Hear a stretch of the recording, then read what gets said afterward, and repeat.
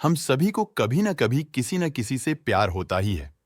उस वक्त हमें यही लगता है कि सामने जो इंसान है वही सच है और बाकी सब कुछ झूठ और फरेब है।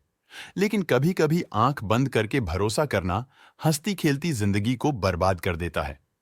दोस्तों, आज की जो कहानी है उसमें भी कुछ ऐसा ही होता है। ये कहानी एक महिला डॉक्टर की है जिसने शादीशुदा प्रेमी के लिए पति, बच्चे और यहां तक कि देश को भी छोड़ दिया। लेकिन बदले में उसे मिला तो सिर्फ धोखा। और इसी धोखे ने केरल की महिला डॉक्टर को बना दिया भारत की मोस्ट वांटेड क्रिमिनल। तो कौन थी वो महिला डॉक्टर और क्या था ये पूरा मामला जिसने ऐसी वारदात को अंजाम दिया था जिससे पूरे देश को हिलाकर रख दिया?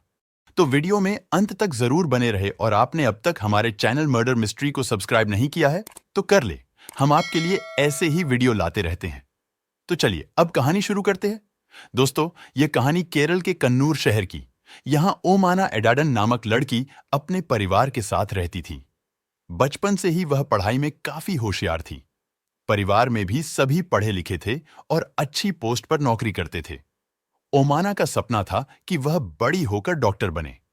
हुआ भी कुछ ऐसा ही। ओमाना का यह सपना सच हो गया और वह आंखों की डॉक्टर बन गई। बेटी के डॉक्टर बनते ही घर वालों ने उसकी शादी डॉक्टर राधा कृष्णन से करवा दी, जो कि बच्चों के डॉक्टर थे। शादी के बाद दोनों ने अपना एक क्लिनिक खोल लिया और वह क्लिनिक अच्छा खासा चल भी गया।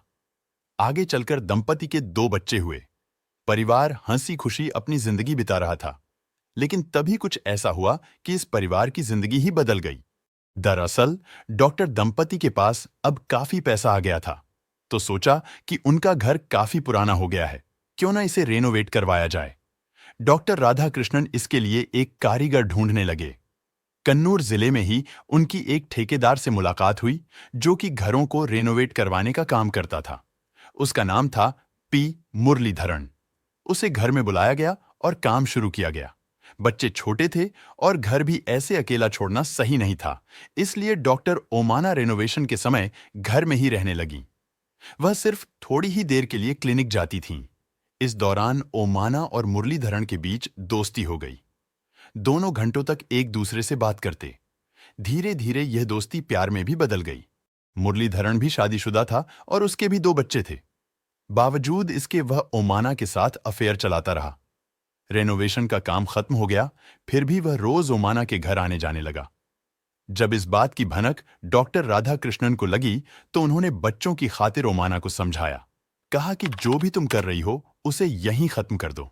हमारे 2 बच्चे हैं और इसका असर उन पर पड़ सकता है। उन्होंने कहा कि मुरलीधरन का भी अपना परिवार है। तुम दोनों के इस रिश्ते के कारण 2 घर बर्बाद हो रहे हैं। पति के समझाने के बावजूद ओमाना नहीं मानी, क्योंकि वह मुरलीधरन के प्यार में पागल हो चुकी थी। उसे बस मुरलीधरन ही चाहिए था। परिवार से उसे कोई फर्क नहीं पड़ रहा था। नतीजा ये निकला कि उसने मुरलीधरन के लिए अपने ही पति से तलाक ले लिया। दोनों बच्चों को भी पति के पास छोड़कर अलग रहने लगी। अब मुरलीधरन और ओमाना खुलकर घूमते फिरते और साथ में ही रहते। ओमाना ने अपने लिए नया क्लिनिक भी खोल लिया, लेकिन धीरे धीरे उसे लगने लगा कि समाज के लोग अब उसे वो इज्जत नहीं देते हैं जो कि पहले देते थे। दरअसल उसके तलाक और अफेयर का पता लगभग सभी लोगों को लग चुका था। लोग उसके क्लिनिक में भी ना के बराबर ही जाते। ओमाना ने फिर मुरलीधरन को शादी के लिए पूछा। मुरलीधरन काफी चालाक इंसान था। वो सिर्फ ओमाना से टाइम पास कर रहा था। वह उससे शादी नहीं करना चाहता था, इसीलिए उसने उसे कहा कि इन चीजों के लिए उसे थोड़ा वक्त चाहिए। दरअसल मुरली के लिए ओमाना सिर्फ पैसा कमाने का जरिया था। वह जब चाहे उससे पैसे मांगता रहता और प्यार में पागल ओमाना भी बिना किसी सवाल के उसे पैसे दे दिया करती। जब ओमाना का क्लिनिक बिल्कुल ही बंद हो गया तो उसने सोचा कि वह भारत देश ही छोड़ दे और कहीं किसी और देश में जाकर अपना क्लिनिक खोले। फिर ओमाना इंडिया छोड़कर मलेशिया चली गई। उसने वहां अपना एक आई क्लिनिक शुरू किया जो कि किस्मत से चल पड़ा। फिर वो वहीं सेटल हो गई। लेकिन अब भी वह मुरली के कांटेक्ट में थी। वो वहां से भी उसे पैसे भेजती थी। एक दिन उसने मुरली को फोन करके मलेशिया बुलाया और कहा कि वे दोनों यहां शादी कर लेंगे, फिर यहां पति पत्नी की तरह जिंदगी गुजारेंगे। किसी को शक ना हो इसीलिए हम नाम और पहचान बदलकर शादी करेंगे। मुरली भी मान गया। पहले ओमाना इंडिया आई, फिर यहां दोनों ने किसी जान पहचान के शख्स से नकली पहचान पत्र और पासपोर्ट बनवाया। ओमाना ने अपना नाम रखा अमीना भिंडे अरबुदला, साथ ही मुरली का भी नाम बदलवा दिया। फिर दोनों मलेशिया आ गए। यहां दोनों साथ रहने लगे, लेकिन मुरली को तो बस पैसा चाहिए था, इसीलिए पैसों को लेकर दोनों में अनबन शुरू हो गई। एक दिन मुरली ने गुस्से में कहा कि मैं भारत वापस जा रहा हूं, और वो वापस आ भी गया। लेकिन यहां उसका काम अब रुक चुका था। पैसों की तंगी होने लगी थी। इसलिए एक दिन मुरली ने ओमाना को फोन करके कहा कि वो उसे पैसे भेजे। ओमाना ने इनकार किया तो मुरली उसे ब्लैकमेल करने लगा। उसने कहा कि अगर वो उसे पैसे नहीं देगी तो वो पुलिस को सब कुछ बता देगा, फिर उसे जेल हो जाएगी। ओमाना यह सुनते ही काफी दुखी हो गई। वह जितना प्यार मुरली को करती थी, अब उससे कहीं ज्यादा नफरत वह उससे करने लगी, क्योंकि मुरली के लिए उसने अपना पति, बच्चे और यहां तक कि अपना देश तक छोड़ दिया था। और अब वही मुरली उसे ब्लैकमेल कर रहा था। उसे समझ आ गया कि मुरली को उससे कभी प्यार था ही नहीं, वह सिर्फ पैसों के लिए उसके साथ था। यहीं से शुरुआत हुई क्राइम की कहानी। साल था 1996 का। ओमाना ने अपने क्लिनिक से 7 जुलाई से लेकर 14 जुलाई तक की छुट्टी ली। 7 जुलाई को ओमाना थिरुवनंतपुरम पहुंची। एयरपोर्ट से वह सीधे अपने भाई के घर पहुंची। वहां उसने अपने सारे कीमती जेवर और 2 ट्रॉली बैग रख दिए। फिर काम का बहाना लगाकर वह वहां से निकलकर ऊटी पहुंची। ऊटी में उसने एक होटल का कमरा किराए पर लिया, वो भी फर्जी नाम और पता बताकर। 8 जुलाई को डॉक्टर ओमाना बाजार गई और कुछ सामान खरीदा, जैसे पॉलीथिन के कुछ बंडल और 2 सूटकेस। खरीदारी के बाद उसने दूसरा होटल बुक किया, वो भी 3 दिन के लिए। फिर उसने वहां मुरली को बुलाया, कहा कि बिना किसी को बताए आना, मेरे साथ 2-3 दिन रहना, फिर पैसे लेकर चले जाना। मुरली भी मान गया और 9 जुलाई को मुरली भी ऊटी पहुंच गया। पहली रात दोनों ने साथ बिताई।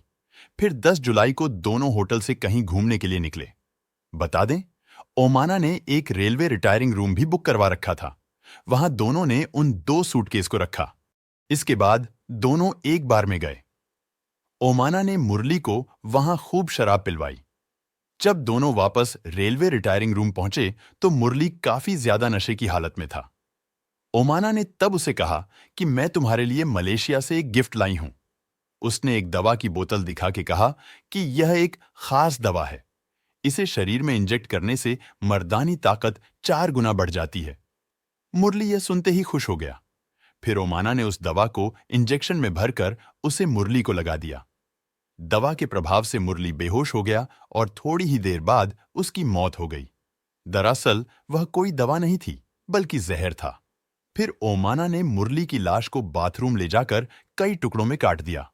मांस के कुछ टुकड़ों को तो उसने टॉयलेट में फ्लश कर दिया, लेकिन बची हुई हड्डियों और मांस को अब उसे ठिकाने लगाना था। फिर उन हड्डियों और मांस के टुकड़ों को उसने पॉलीथिन में डालना शुरू कर दिया। फिर उन सभी पॉलीथिन को उसने दोनों सूटकेस में डाल दिया। 11 जुलाई को उसे रेलवे रिटायरिंग रूम को खाली करना था।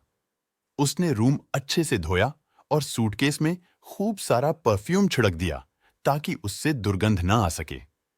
फिर उसने टैक्सी बुलाई और उस होटल में पहुंची जहां उसने पहले से ही कमरा ले रखा था।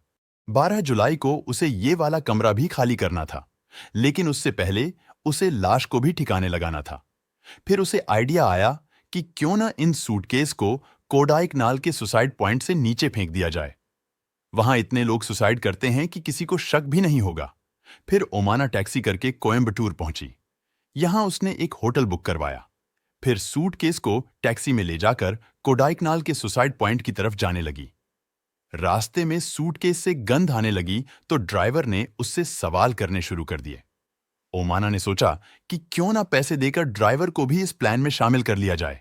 उसने ड्राइवर को पैसों का लालच दिया और कहा कि अगर वो उसकी मदद करेगा तो बदले में उसे ढेर सारे पैसे मिलेंगे।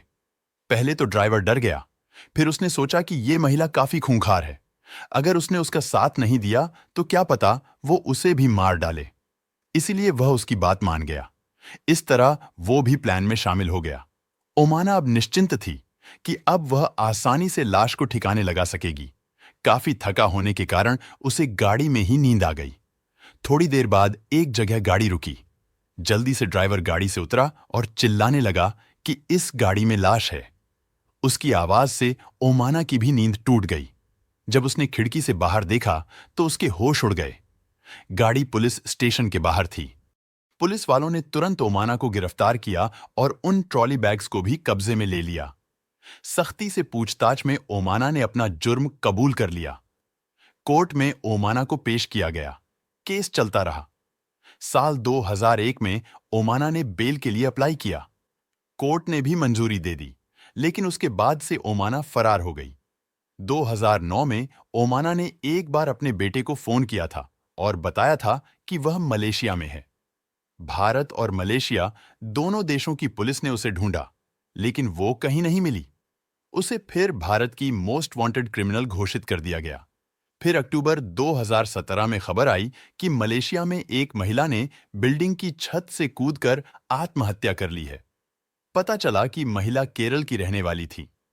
केरल पुलिस को इसकी सूचना दी गई तो यह खबर अखबारों में भी छपी। लोगों को लगा कि शायद यह ओमाना ही है, लेकिन तभी एक महिला ने दावा किया कि मरने वाली महिला उसकी बहन थी, न कि ओमाना।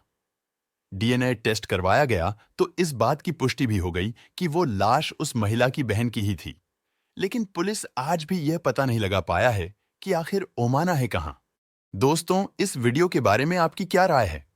कमेंट बॉक्स में जरूर बताएं। वीडियो को लाइक और शेयर जरूर करें।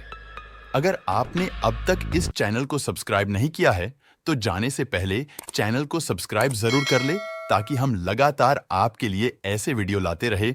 धन्यवाद।